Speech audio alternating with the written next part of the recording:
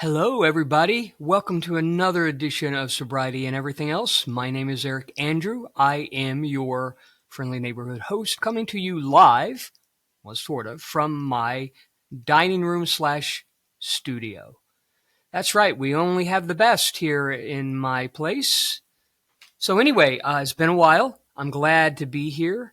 Been looking forward to coming back on here and talking to you. It's been a couple of weeks plus, right?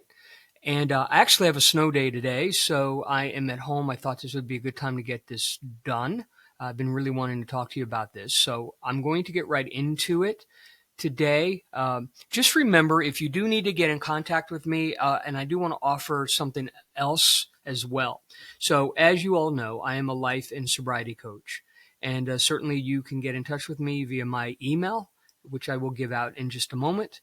But I'm also a meditation coach, and I'd be more than happy if you were looking to get started with meditation. I'd be more than happy to take you through some steps in breathing, different kinds of breathing styles that you can be using, and some meditation styles, at least in the beginning, that you could be working on.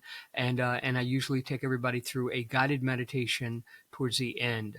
It's about a 45-minute meeting, and it's, as of right now, it is $25 for that session. So if you would like to be a part of that, please email me at ericandrewcoaching12@gmail.com. That's ericandrewcoaching12@gmail.com. Again, I am also a life coach and a sobriety coach. So if you want to talk to me any further about that, that would be fine as well. The same email applies. So also, if you just want to talk, if you're not interested in, getting involved on that end as of yet, and I can totally understand that, please feel free to just hit me up on that email and ask your question. And I would be more than happy to answer it. If it requires maybe us trying to figure out a way that we could meet, I'm very happy. And this would go for any possible clients down the road for anything. I will do a free meeting first to talk to you a little bit about what I'm offering, costs, and how we might go about doing that. And that would be I would set that up for about 30 minutes, and it would just go through the process of what is coaching, both life and sobriety coaching, and what is meditation, and why I feel meditation really kind of goes hand in hand with the whole idea of both life or sobriety coaching. It would be for a half an hour just to give you a sense of what everything is about. And then at that point, if you wanted to get involved from that point in terms of like scheduling, then we could do that right then and there, or you could wait for a while and come back to me. I'm more than happy to help you. The goal here is to help people. So I'm not trying to kill people on prices. I'm not trying to, kill people and take their money, but money also is energy, and I'm giving a lot of energy out to you, the person. So I want to, obviously I want to make sure that we take care of that end of it as well. And again, none of it will be things that you're going to need to worry about. I will work with you. Absolutely work with you. The goal is to help you get better in whatever it is that you're trying to get better in, whether it's just trying to calm your nerves so you can get through your day, whether it's trying to have a little bit better handle on how to plan and how to hit goals in life, and also in sobriety, the same thing. How do we get through it? How do we get through each day? What is it that we need to do? And sometimes having that person to talk to about it helps. I know it helps me. So certainly it could be of help to you. So please think about it, and you know where I'm at. And without further ado, I will go on with our topic today. Our topic today is simply a 4-letter word that can be really hard to deal with, but is so very important to our lives. And I really, truly mean that. And I'm going to talk a little bit about how it has affected my life. But that word is love. Love, love, love. Now, it's very interesting, this word, because I do think that we have some very interesting kind of focuses on it in the way that we see it, and what we think it might be. How we manage it, meaning, what is this love that I'm going for here? Is this our friendship? Is this romance? Is this whatever it is? So we tend to categorize our love, and we kind of then decide, well, in this kind of love, I give this, and in that kind of love, I give that, and in that kind of love, I give that. And I'm here to argue that love is love, and we give it out pretty much the same way, whether it's a friend, whether it's a lover, whether it's a coworker, whether it's a boss. Now, you're probably thinking, wait a minute. No, no, no, no, no. I don't love my boss the same way I would love my wife or my husband. That's not what I'm saying. So understand that. So here's one place that we do get a little stuck, and that's in how we define it. And how do we define and deal with intimacy in love? A lot of times, I know I thought this intimacy was only for that romantic love, was only categorized in that. And I came to find out that that is not true.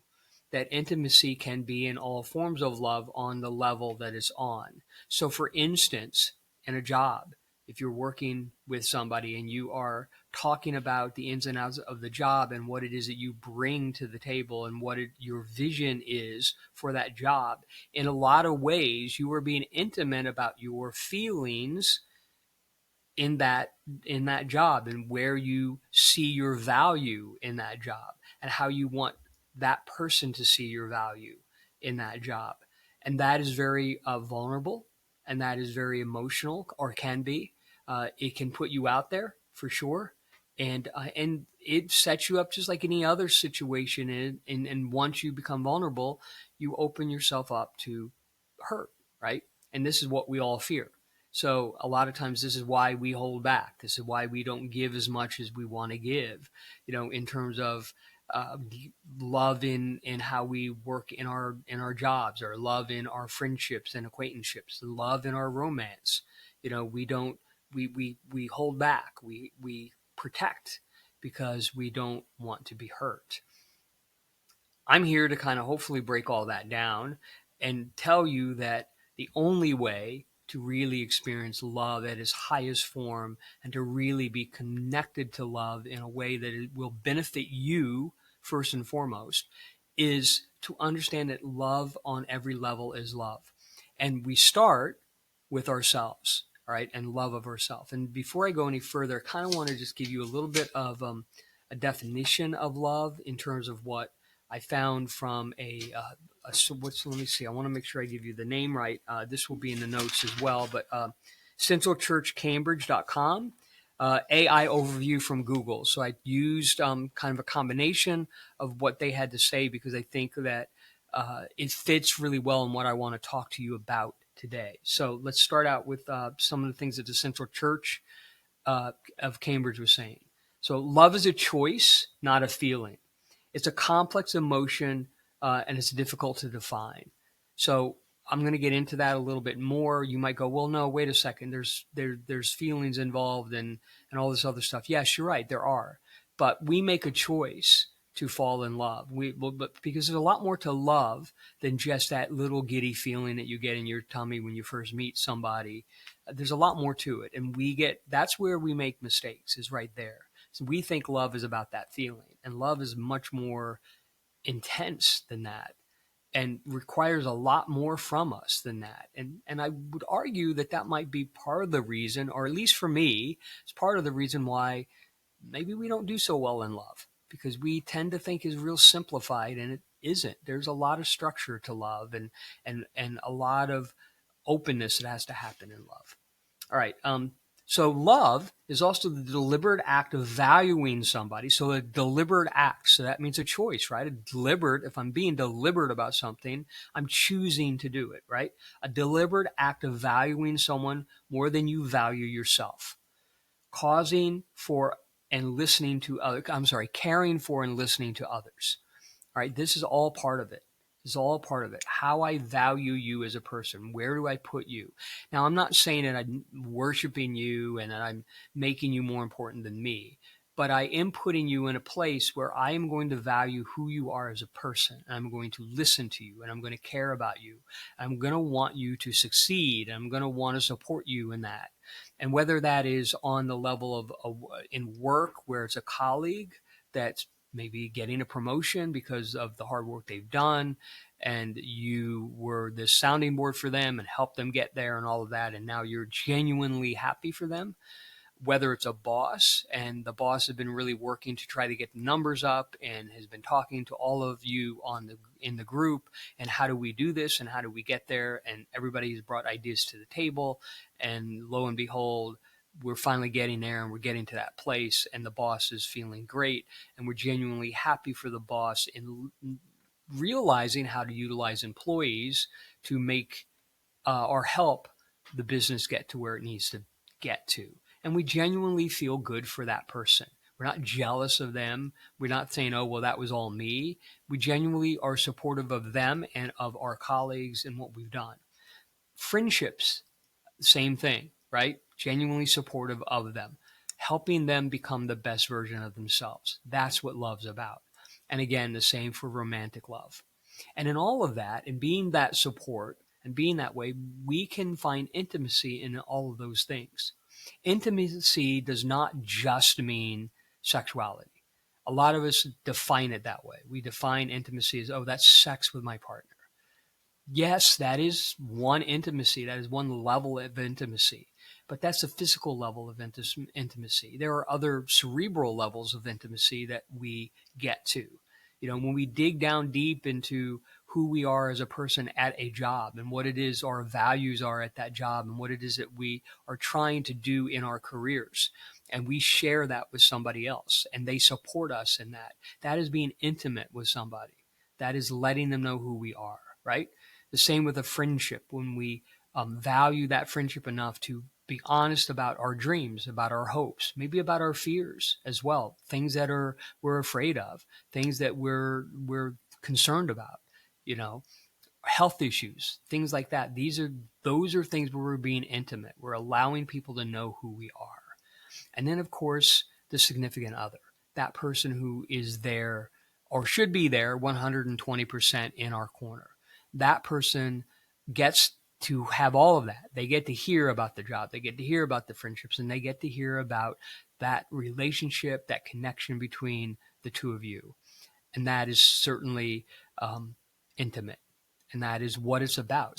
So you know, so think about it. You know, how many, maybe some of you have had this where, you know, you've had a relationship where sexually has been great and has been going really well, but now all of a sudden everything's starting to fall apart and there's nothing there. You know, you guys aren't connecting. You're not vibing on the same level. Why is that? Well, maybe it's because you never practiced the other part of intimacy. You didn't practice talking. You didn't practice listening. You didn't practice being there and supportive of that other person and putting them in a place of reverence that you are important to me and I want to be there for you. So I do want to listen to you and I do want to hear you, because we all want to be seen, right? We all want somebody to know us deep down, who we are and how we tick and our value systems and what it is that we think is important in life and all those things. We want somebody to know that about us. That is such a special place to get to when we have that with somebody. And this is what love and intimacy is all about. So here's some other things about love that I thought was interesting. And I kind of got this more from the Google side of it, the AI part of it. So love can have these feelings, right? Affection, caring, respect, attraction, passion. Passion, remember passion, respect, caring, affection, all those things can be in all of those loves, right? I can have caring for my boss. I can have affection towards a friend, right? I can respect my coworker. I can respect a friend, and I can respect a significant other. Attraction and passion, you know, I can have passion in all those things. Passion with friendships, passion with my career, passion with how I want to show up in friendships, passion with how I want to show up in more significant relationships, passion with how I want to show up in front of the barista who's making my coffee at 7:30 in the morning so I can get to work on time. You know, I want to be passionate, connected in that moment and not be somewhere else. So what can it look like? All right, it can look like compassion, right? So I can have compassion for people, you know, and compassion is where I see somebody as an equal. You know, I see somebody as a person who deserves as much as I deserve, and that I can actually understand them on the same level. I can feel that just like they feel it. It's not empathy. Empathy, sometimes we tend to look at empathy at times as almost like, well, that's not me, that's them. We kind of separate the two. Compassion is connection. Compassion is you and I are on the same wavelength and vibing at the same place. And, and I hear you, and I'm seeing you, and I'm here for you. I'm supporting you. And that's important. Trust. My God, how many times do we hear trust? I don't trust you. I do trust you. I want to trust you.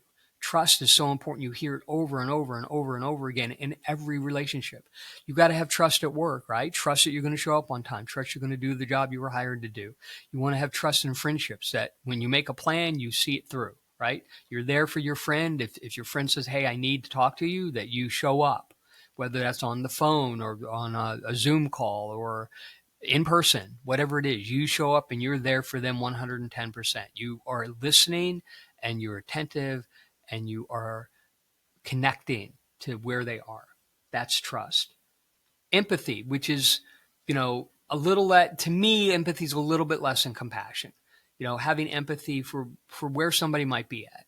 And I think that makes more sense in terms of friendships, and maybe coworkers where they might be going through a tough time, say with a child or with a significant other or with bills or something like that. And you can have empathy and understanding for that in terms of, hey, I know how hard it is trying to make ends meet, or hey, I know what it's like, trying to raise a kid and work, 50 hours a week. I get it. I understand you, and then growing together. I mean, think about it even from a job perspective. Think about when you first meet a colleague and then think a year down the road, what kinds of growth have both of you had in that job, in how you work together and how you connect with each other, how you understand each other. Those are all important things. So growing together is super important, right? And then what can love mean? So love can have positive and negative emotions. So it can have things like human kindness, compassion, but it can also have selfishness and vanity. And this is where love gets tricky, right? Where our egos get involved and our egos get all worked up. Um, Love. Let me just read this last thing so I can get these glasses off. Love can be physiological as well, which we know that, I mean, and this goes to the idea of family, having children, keeping the species alive, which is more animalistic, more mammal based, part of biology, right? That is a big part of it. But that physiological part is really void of feeling. It's more instinctual. And I'm not saying that that means it's a bad thing. I'm just saying that's what it is. All right. They're usually not a lot of the other pieces come into play when we're talking about that part of it. But it's a significant part of it. It's a very important part of it. And certainly passion and all that can come in that process, right? In that physiological part of it, we call it love making, right? There can be a lot of passion and a lot of connecting emotionally and intimately on that level. So definitely that is, and that should be a big part of that, in terms of when we're just looking at it from a physiological perspective, but also physiological perspective in terms of friendships and connection. One of the things that you learn right away in this idea of recovery or sobriety is that connection is the opposite of addiction. You know, but think about our addiction. Think about the worst part of your addiction, and maybe you're still in it. Maybe you're out of it now. You might be, moving past it at this point, but maybe you're kind of on the fence about it. But think about where you're at. You know, are you connecting with people right now? Are you allowing yourself to be a part of the world, or are you isolating?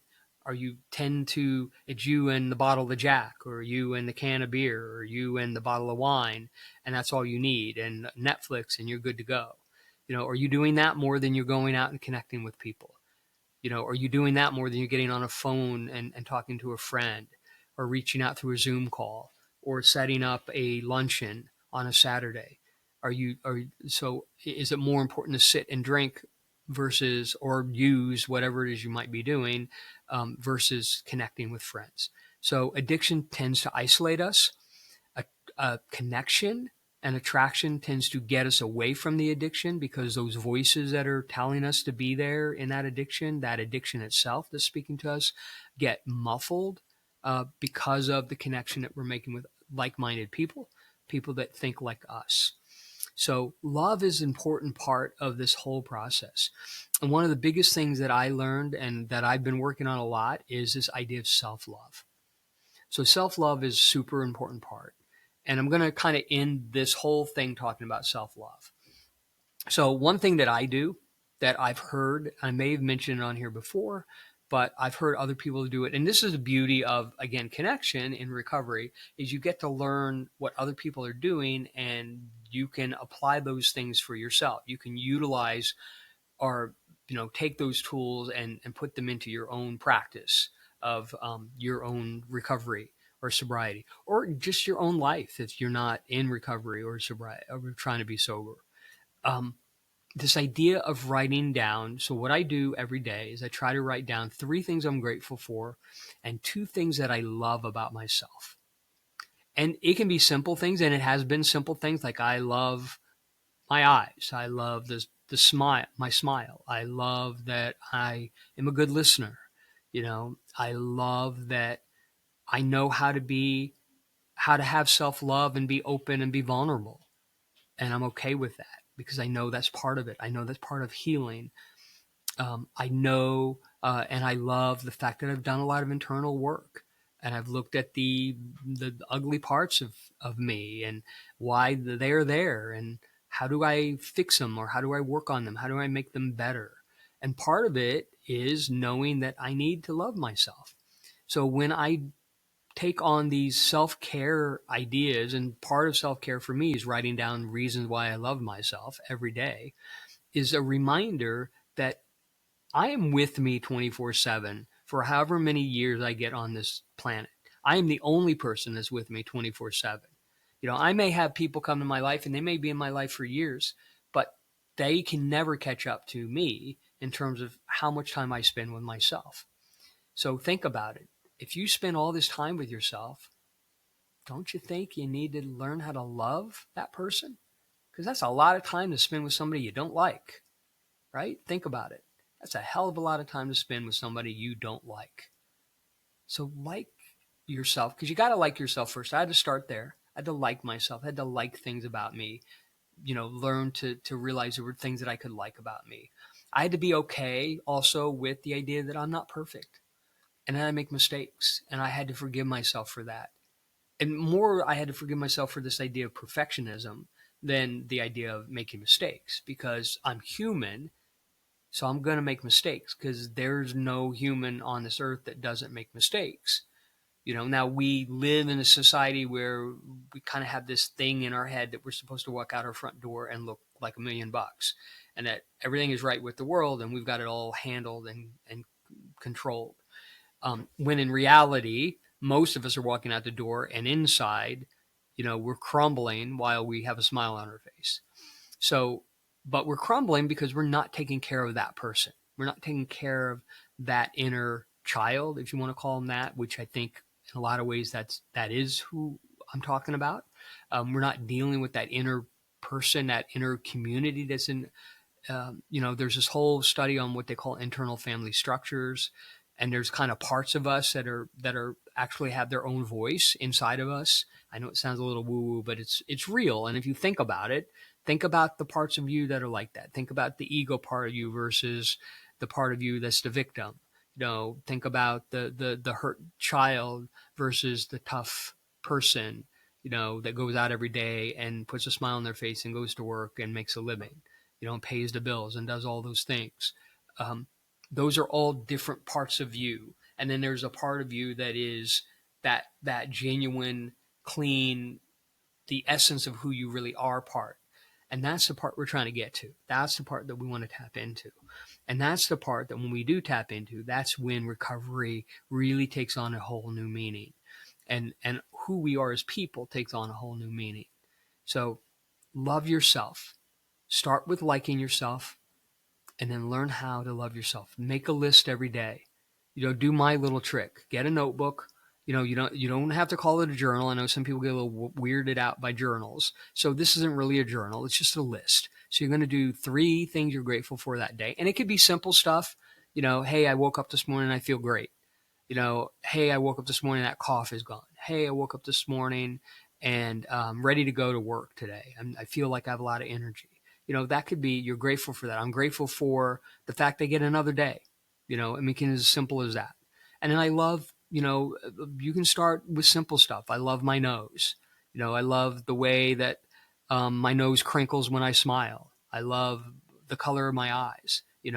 I love the length of my body. I love that I like to go to the gym. I love that I've stayed focused on a certain project that I'm doing. You know, I love the fact that I'm continually working on myself and getting better as a person. And all these affirmations, all these things that we're saying to ourselves through our writing and through as we're reading it to ourselves are just good, positive things that we need to hear that help us to grow, that help us to feel good. I mean, I heard this thing, and some of you might be plant owners, plants, plants that grow. I kill plants, so I don't have any, but plants that grow in your house. And many, many people swear by this. And there's been studies done that plants that you talk to nicely and that you water and do everything you're supposed to do, and you move them into bigger pots as they grow bigger, and you talk nice to them, versus plants that you barely water, you don't talk to at all.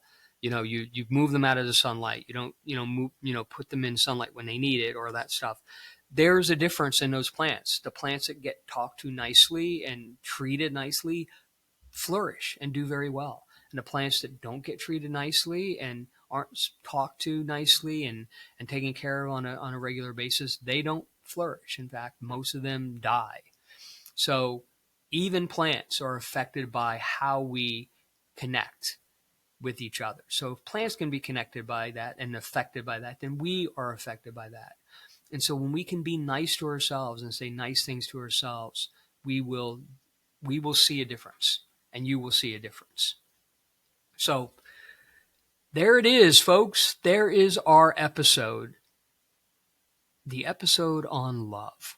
Certainly there's a lot more that we could get into and talk about, but just think about it.